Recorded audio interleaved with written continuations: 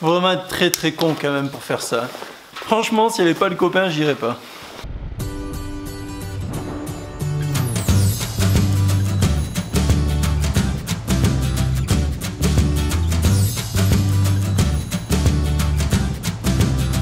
Bon bah ça y est, on vient de récupérer le troisième, Alexandre. Alors pour info, c'est sa première hivernale. Il a remplacé Rémi vraiment au débeauté. Tu es au courant que c'est une folie là? Oui, je suis au courant, ouais.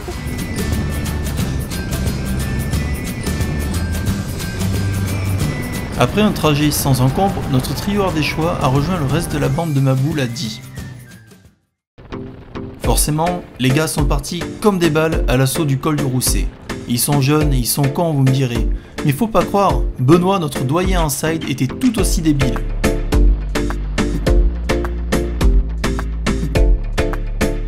Mais la pluie est vite devenue de la neige en prenant de l'altitude et le fringant 800 VFR de Mathieu a de suite montré ses limites. Autant vous dire que tout le monde s'est calmé net.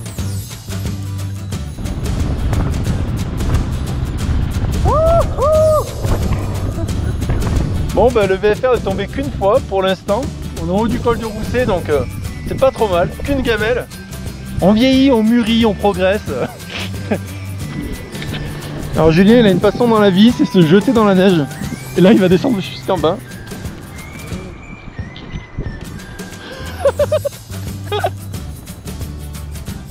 On était tout fiers de nous, mais nous ne savions pas encore qu'à la sortie du tunnel, l'hiver, le vrai, nous attendait.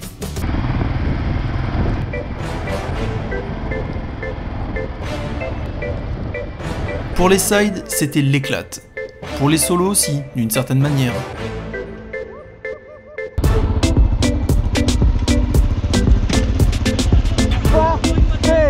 Mon intercom, quand je me suis cassé la gueule, il a fait non disponible.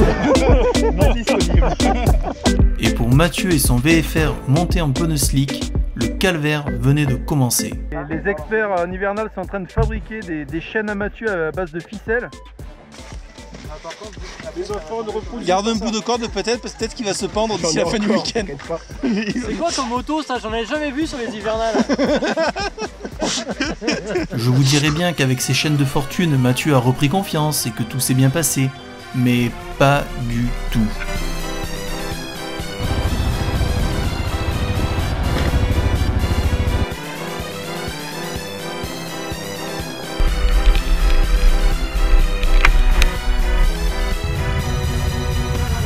J'ai le parole.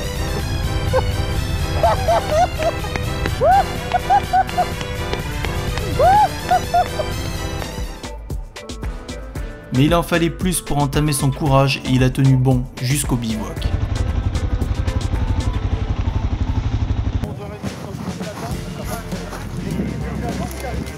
L'avantage des hivernales, c'est que la béquille, t'en as rien à foutre.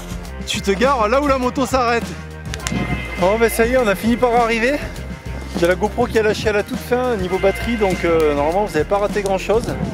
Ça a été très dur pour Mathieu, bravo à lui d'avoir réussi à monter avec le VFR. Chapeau.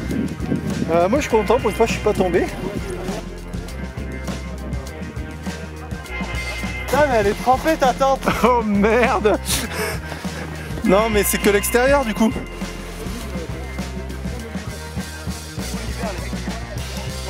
Bon bah ça y est, on est installé, il continue à neiger, il neige de plus en plus fort, donc je pense que demain on va se réveiller une belle couche de neige. Donc voilà, ça c'est notre tente, on va dormir à 3 dedans pour essayer de se tenir chaud. Ça va être super, surtout que moi j'ai pris un gros matelas d'enfoiré dont je prends la moitié de la place. Mais bon, ils ont l'habitude, ils savent que je suis un enfoiré de toute façon. Là, ça c'est moi, là, le gros matelas, et eux deux, les deux mecs quichés, c'est Alexandre et Mathieu. Julien, concrètement, t'es en train de faire quoi là? On m'a toujours dit qu'on dormait bien dans un igloo, je vais essayer. Cette nuit, Julien dort dans son igloo. Il y a un truc stupide, quoi, le golf. Puis est venue l'heure de refaire le monde autour du feu. Mais ça, vous voyez, c'est des souvenirs qu'on a envie de se garder égoïstement, rien que pour nous. Désolé. À 3, serré dans une tente pour 2. On a trouvé ça pour survivre, mais bon, c'est pas le plus grand confort, quoi. Alors Alexandre, cette première hivernale, au top. Mathieu, ça te fait quoi de dormir Au milieu. au milieu? Ah ça va, je pense que j'aurais pas froid.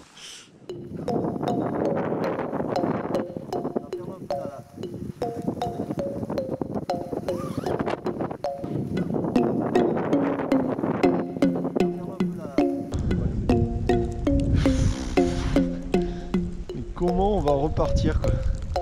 Complètement fou. J'ai jamais vu autant de neige, je crois, tomber en une nuit là. Et en plus on s'est tous garés dans le mauvais sens comme des cons. Rien que pour les mettre dans le bon sens, on en a pour 1 heure. Putain, ça va être l'enfer. Ça va être l'enfer.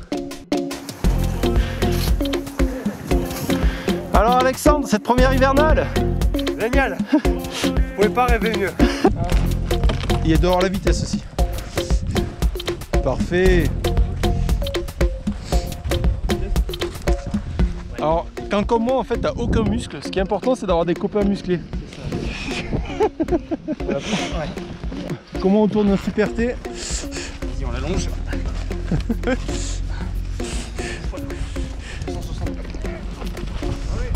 Oh ouais.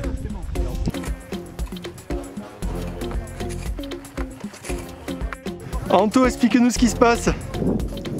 Donc, pour des raisons pratiques, j'ai définitivement condamné cette gourde dans la nuit et mon aimant ne peut plus fonctionner. Donc, j'ai donc décidé de faire démarrer ma moto, la première TVL qui démarre à la piste. Et bien sûr, devinez qui c'est qui démarre pas ce matin. En même temps, une sortie où on sort pas les outils, c'est pas vraiment une sortie quoi. Je retire tout ce que j'ai dit sur les XJ, je retire tout ce que j'ai dit sur les sidecars. Parce que sans eux, je ne pourrais pas démarrer. Mea culpa, mea culpa, mea culpa. L'avantage, c'est une fois que j'aurais bouffé la batterie de son side, je pourrais passer aussi. Le starter est gelé. Pas démarrer une moto. Bon, en fait, on vient de comprendre pourquoi elle démarrait pas, j'avais pas ouvert le robinet à essence. Oui, bah il n'y avait pas de batterie quand même. Hein. Il n'y avait pas de batterie quand même. Hein. Méga bouchon pour sortir en fait parce que il y a plein de congères sur la route. Du coup, ça bloque de tous les côtés. Au moins, j'ai le temps de charger la batterie tranquille. Une surprise de taille nous attendait, le verglas. La route n'était qu'une grande patinoire jusqu'à 10. Le retour s'annonçait tout simplement épique. Alors qu'elle allait, elle n'avait posé aucun souci sur la neige fraîche. La 1200 Super T d'Anto s'est retrouvée en grande difficulté sur le verglas. Et c'est finalement grâce à son aïeul, la 750 Super T, qu'elle sortira de cet enfer. Touche pas les freins surtout.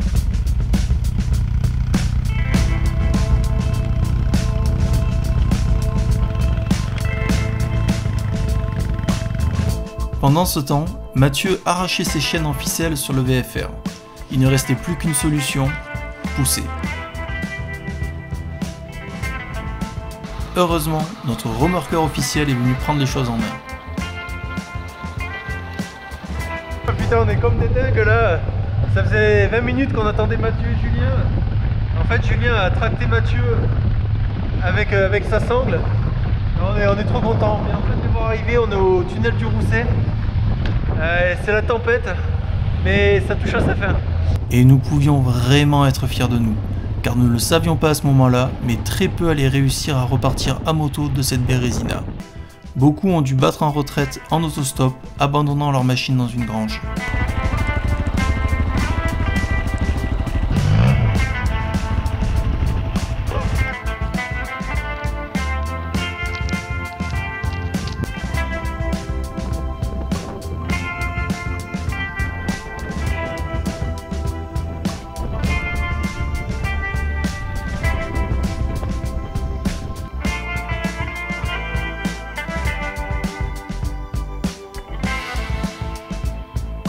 Vous savez, souvent on me demande quel plaisir je prends à aller galérer avec les copains dans la neige. Et honnêtement, je ne sais jamais trop quoi dire. Je me dis que la réponse est peut-être tout simplement dans la question.